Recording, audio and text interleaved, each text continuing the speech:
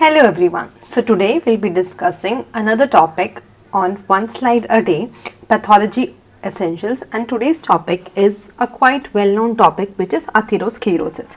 So we know how the clinical manifestations and the patient presence, but most often we don't see how the histology looks. We have read it extensively in Robbins, and here I'll be summarizing some of the facts from Robbins, the pathogenesis, and how does it look on histology. So, before going to anything abnormal, you should always know how a normal tissue looks like. So, since atherosclerosis occurs in the arteries, we will just briefly try to learn how the blood vessels normal histology looks. So, what do we see here? So, you see that there is 3 vessels, right? And now if I tell you 2 of them are arteries and 1 of them are vein, how will you know that? So, these 2 which appear to be a bit more thicker than this one are the arteries, and this is a vein. So, what are the layers of artery? Most of you people will know it, but we will just revise it. First layer is the tunica intima. So, that is where the innermost layer, where the endothelial cells are present, and then you have the tunica media, where the smooth muscles are mostly present, and then you have the tunica adventitia, which is the outermost layer where connective tissue is seen. So, internal elastic lamina is seen in the tunica intima, external elastic lamina is seen in tunica media, and then connective tissue in the tunica adventitia. So, in artery, the tunica media is quite thick. So, now you know how to identify an artery and a vein, but to just revise it again, let's just see here. So, I will just, before telling you the points, I will just say that this is an artery and this is a vein. So, you can just correlate how it looks. So, wall thickness, which is a more thicker wall. If you see here, the artery has an increased wall thickness compared to vein. Lumen, which is a wider lumen. If you see, this is very wide, right, compared to this, even if we take this. So, the lumen is wider in a vein and it is smaller in an artery. Tunica media. So, I said this is the middlemost layer. If you see here, it is very less, right. So, tunica media is thickest in the artery and less in the vein. But tunica adventitia, okay, tunica adventitia is abundant in the vein and it is somewhat less in the artery. And external elastic lamina, like I told you, internal was there in the tunica intima, and in the tunica media external was there. So, external elastic lamina is external and internal elastic lamina is present in the artery, but it is not seen in the vein. So, now you know on histology how will you differentiate between an artery and a vein. So, now you know the normal, we will come to the pathology and the topic in proper. So, now I know, if I show you this slide, I will tell, yes, definitely that this is an artery. We have seen all the layers, but something is wrong here, right? Compared to this artery, what has happened? The tunica media, the middle layer, has increased in thickness, and if you see closely, again this is the high power view, there is some very pale things seen here, and additionally, yes, like yesterday's case, see there are few cells here, right? The round cells which are large with very pale cytoplasm, hypochromatic nuclei, so many cells are present, right? And then again this is also another case, you have extensive collagen deposition. Can you see here, this is an interesting finding. If you see that there are some cleft like things, so many cleft like thing is there, and the cleft looks like this.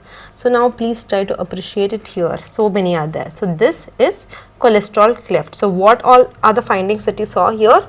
There was collagen deposition, increased in tunica media thickness, then you have these cells which are foamy because their cytoplasm is very pale. So, they are known as foamy macrophages. And here I taught you that there were some clefts, right? So, that is a cholesterol cleft. So, what all have you seen? So, there is lipid deposition, then there are foamy macrophages, there are collagen deposition, extracellular matrix deposition. All of that together is known as an atheroma. So, how does an atheroma looks like? It has a center, necrotic center, which usually has cell debris and the cholesterol clefts and cholesterol crystals that you saw, foamy cells and calcium. And then you have a fibrous cap which is usually composed of smooth muscles, collagen and elastin. So, if you get a slide like this in exams or anywhere in your UG, PG, what you give a diagnosis of atherosclerosis or atheroscleromatous plaque. So, this is how it looks. I hope you understood this. So, just since you know how it looks on histology, we will just revise the pathogenesis. You have read it extensively all the time. So, first there is an endothelial injury, and when endothelial injury happens, there is endothelial dysfunction. So, it can be because of a lot of causes, and the patient might be having a hypercholesterolemia or an infection, inflammation. So, there will be accumulation of lipoproteins. After that, there will be monocyte addition to the endothelium. So, whenever endothelium becomes injured, these monocytes will get adhered to it, and monocytes will get transformed to these macrophages and foam cells. So, you remember, so these macrophages and foam cells are the first thing that to come. So, they are known as fatty streaks. Then you have platelets. Platelets will start getting adhered to the endothelium, and then they will start proliferating. They will release a lot of platelet derived growth factors, FGFR, IGF, and they will synthesize extracellular matrix. So, you will have smooth muscle proliferation, extracellular matrix production and lipid production, followed by calcification of the extracellular matrix, necrotic debris, and then followed by smooth muscle proliferation, and then you get the mature atheroma that you read here. So, similarly, right, whatever you saw here, there is a fibrous cap and a necrotic lipid core. So, you have a necrotic lipid core, and this is the fibrous cap. Here also a necrotic lipid core, a fibrous cap, necrotic lipid core here, and then you have a fibrous cap. So, since the pathogenesis is over, what happens? This is the last slide. What happens to this plaque? So, these are the secondary changes. So, either there can be a rupture, ulceration or erosion which will cause the thrombus. It will form a thrombus, and the consequences of thrombus, you know, it causes MI, stroke, aortic aneurysm, peripheral vascular disease and so on. Then there can be a hemorrhage into the atheromatous plaque. There can be an atheroembolism and an aneurysm. Then finally, one concept that you have to remember is critical stenosis. So, what is critical stenosis? It is occlusion severe enough to cause tissue ischemia and in coronary arteries. Okay, so you have to remember this cutoff. It is given in Robbins. In coronary arteries, it is 70 to 75%. That is what is required for critical stenosis.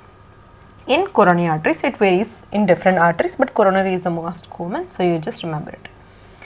So, finally, we will just conclude by just telling the AHA grading of atherosclerosis. So, by now you know that this is an artery, there is an increased thickening, and additionally there is one more finding that you saw. Can you see this dark purple thing? So, this is calcification. Okay, so like we said, the fate, it can get secondary changes. So, when you see a calcification in atherosclerotic plaque, you grade it as a complicated atherosclerotic plaque. So, when you see in histology, if you write the grading, you will get brownie points, or you can just leave it out there. So, you can always write atherosclerosis grade 6 if you see calcification, and if you just see a normal atheroma like in all of these that we saw, see there is a lot of lipid core is more, right. So, when the lipid core is prominent, you write this as atheroma. So, it will become grade 4. But when you see that the lipid core is there and fibrous tissue is also very much increased, then you grade it as grade 5. But here it is a grade 6 atherosclerotic plaque. So, this is all that you need to know about atherosclerosis in general if someone asked you for Viva or just for the concept building. I hope this helped you. Thank you.